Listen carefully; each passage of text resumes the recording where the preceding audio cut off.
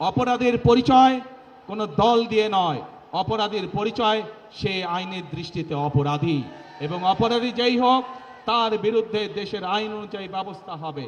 কাজেই দুর্নীতি যেই করুক, দুর্নীতি যারাই করুক, তাদের বিরুদ্ধে দেশের আইন একইভাবে প্রযোজ্য হবে।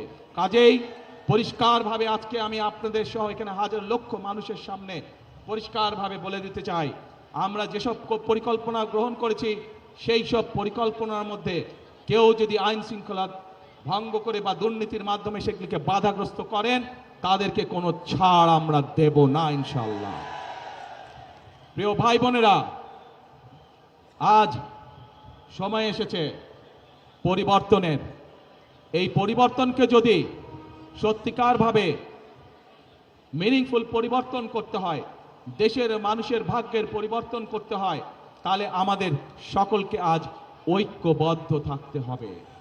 প্রিয় ভাই বোনেরা, আপনাদের সকলকে সতর্ক করে সজাগ দৃষ্টি রাখার জন্য, একটি বিষয় সজাগ দৃষ্টি রাখার জন্য আমি অনুরোধ করব। বিগত 15-16 বছর আপনারা এখানে বহু নতুন ভোটার আছে যারা জীবনে কোনোদিন ভোট দিতে পারেনি। পেরেছিলেন আপনারা? আপনাদেরকে ভোটের অধিকার থেকে বঞ্চিত করে রাখা হয়েছিল। ঠিক একইভাবে